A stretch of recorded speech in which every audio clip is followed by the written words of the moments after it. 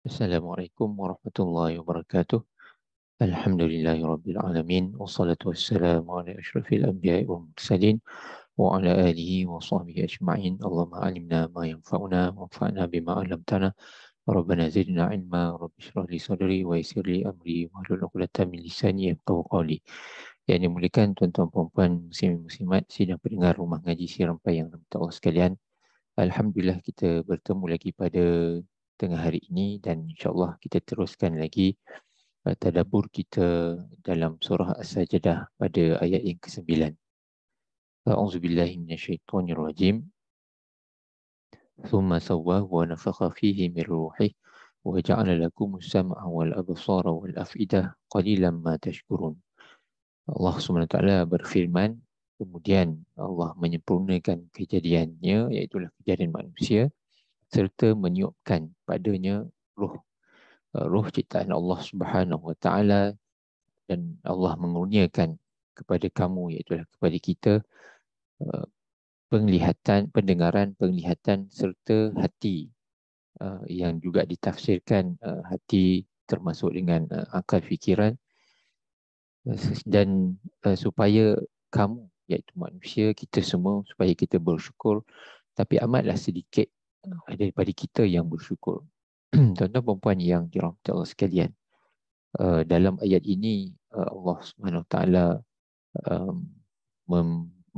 memberikan kita penerangan tentang kejadian manusia, dan satu ciri penting yang Allah SWT letakkan pada manusia ini berbanding dengan makhluk yang lain adalah berkenaan tentang adanya pendengaran, adanya penglihatan dan adanya hati dan akal fikiran untuk kita membawa tugas sebagai khalifah di muka bumi ini. Tuan-tuan puan yang dirahmati Allah sekalian, dalam siri yang lepas saya ada kongsikan tentang bagaimana proses penciptaan manusia ini dari satu peringkat ke satu peringkat dalam tempoh yang sama.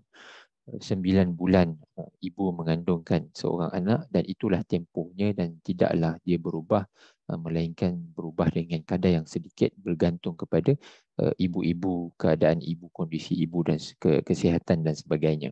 Dan begitu jugalah dengan tumbesaran manusia. Kita membesar secara fizikal, kita boleh katakan 6 bulan dengan susu ibu, dan kemudian seterusnya barulah diberikan solid food yang dikombinkan dengan susu ibu, sampailah penyusuan susu ibu berserta dengan solid food itu genap 2 tahun, dan itulah dia yang dikatakan sebagai fitrah kejadian kita, membesar kita sebegitu.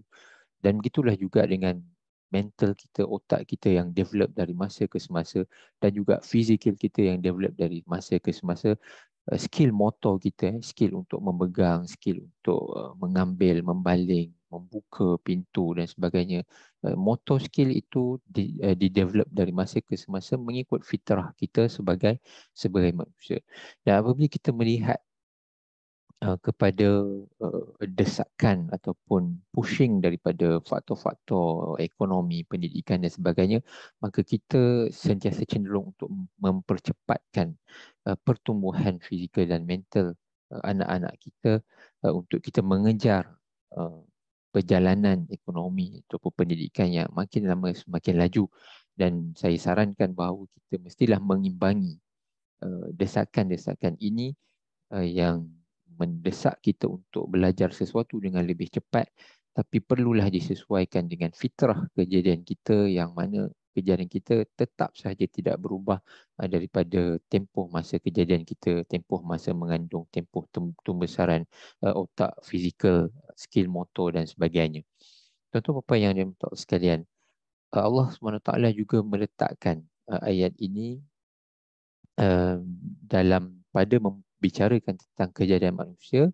Allah SWT meletakkan berkenaan tentang as-sam'a, al-absara, al-af'idah.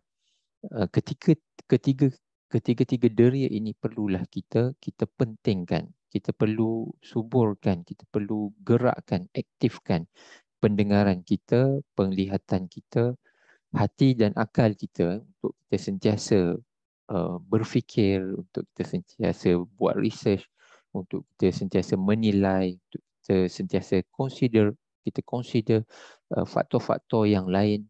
Kita ambil kira pelbagai faktor-faktor yang boleh um, mem, mempengaruhi segala keputusan yang kita buat dan sebagainya. Dan kenapa Allah SWT menurunkan Al-Quran kepada Nabi Muhammad SAW adalah untuk kita membaca. Membaca, tuan-tuan perempuan, dalam istilah kita, orang kita biasa faham apabila kita membaca Al-Quran, maka kita membaca sebutan-sebutannya sahaja. Sedangkan apabila kita sebut dalam konteks sila baca buku sekolah ataupun sila baca berita, sila baca manual penggunaan alat-alat elektrik, sila baca arahan di papan tanda. Baca dalam konteks itu memang memerlukan kita membaca dan kita memahami dan kita buat keputusan. Bila kita dah baca, contohnya tanda arahan di jalan raya ataupun tanda arahan di dalam peta dan sebagainya, maka kita baca itu dalam keadaan memandu kita untuk membuat keputusan. Apabila kita membaca manual, bagaimana kita menggunakan kereta kita, bagaimana kita menggunakan peralatan elektrik kita, handphone kita, drone kita dan sebagainya, maka kita membaca itu dalam konteks kita nak faham dan nak jaga supaya kereta yang kita beli itu tahan lama, supaya drone yang kita beli itu boleh digunakan dengan kualiti yang baik dan tidak mudah rosak dan lain-lain.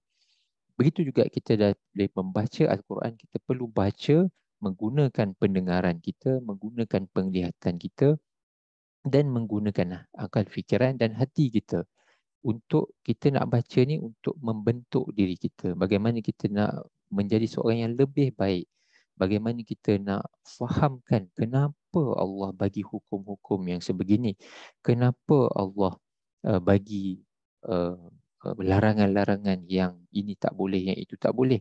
Dan kemudian itu boleh, ini tak boleh. Contohnya kenapa Allah SWT melarang transaksi riba, dan kenapa pula Allah mengharuskan jual beli, di mana jual beli itu juga mencipta keuntungan untuk penjual, sedangkan riba itu mencipta keuntungan untuk pemberi pinjam. Jadi kita perlu berfikir, kita perlu perhalusi kenapa, apa bezanya kedua-dua ni. Itu membuatkan kita untuk menekuni dengan lebih dalam apa dia nature, ciri-ciri riba, bagaimana dia behave, bagaimana dia memberi kesan kepada peminjam, dan bagaimana pula nature jual beli, bagaimana walaupun dia buat secara hutang, bagaimana ia akan memberi impak kepada penghutang, bagaimana dia memberi impak kepada pembeli, bagaimana dia memberi impak kepada penjual. Jadi pembacaan Al-Quran, tuan-tuan perempuan, dan juga bukan sahaja membaca Al-Quran, dalam kita menelurusi segala aspek-aspek permasalahan kehidupan kita, sentiasa memerlukan kita untuk lihat, dengar dan juga gunakan hati dan akal kita untuk kita bersifat sebagai seorang manusia, fikir, rationalize, pertimbangkan, consider pelbagai faktor sebelum kita membuat keputusan, sebelum kita membuat pilihan dan sebagainya. Jadi ini adalah sesuatu yang bersifat kemanusiaan yang perlu kita suburkan. Sebab tu apabila Allah SWT menurunkan Al-Quran kepada Nabi Muhammad SAW, maka Nabi Muhammad SAW juga sentiasa memperhidupkan penggunaan deria, penglihatan, pendengaran, akal dan hati untuk memandu para sahabat radhiyallahu anhum untuk menjadi generasi sahabat yang cemerlang. Jadi para sahabat membaca, memahami, mendengar, melihat sendiri bagaimana Nabi membawa perwatakan Al-Quran, akhlak Al-Quran, politik Al-Quran, cara ketua keluarga Al-Quran, secara Al-Quran dan sebagainya, dan bagaimana Nabi mencorakkan sunnah-sunnah, cara hidup, budaya yang diikuti oleh para sahabat dalam bentuk menggunakan akal fikiran secara mantap, menggunakan pendengaran, dengar, jangan cakap sahaja, kena dengar juga bagaimana ahli keluarga kita, bagaimana anak-anak buah kita, bagaimana sudut pandang orang lain. Jadi apabila kita menggunakan sepenuhnya penglihatan, pendengaran, hati dan akal fikiran kita ini, kita akan dapat menjadi seorang manusia yang elok dengan fitrah kita sebagai manusia. Dan dengan fitrah yang elok inilah barulah kita boleh menilai, menerima, kita embrace segala apa yang Allah SWT dah suruh kita buat, segala apa yang Allah SWT dah larang kita daripada membuatnya, maka kita boleh embrace dan kita amalkan, kita budayakan, dan kita mudah untuk kita mendidik anak-anak kita, bagaimana pendekatan kita untuk mendidik dengan bagaimana yang seperti mana yang saya telah sentuh untuk ibadah solat, kita mengajak anak-anak kita solat daripada umur 7 tahun sehinggalah ke 10 tahun barulah kita ambil tindakan. Jadi selama 3 tahun tu apa dia method ajakan solat yang boleh kita terapkan, dan bagaimana patience kita, sabar kita dalam nak mengajak tu 3 tahun, bukan sekejap tuan-tuan dan puan. Dan bagaimana benda tu kita nak expand dia kepada bagaimana kita mendidik ahli keluarga kita, mendidik kawan-kawan kita, kita nak menyebarkan kebaikan dengan di tempat kerja kita, organisasi kita, NGO kita, dan di mana-mana tempat yang kita berperanan.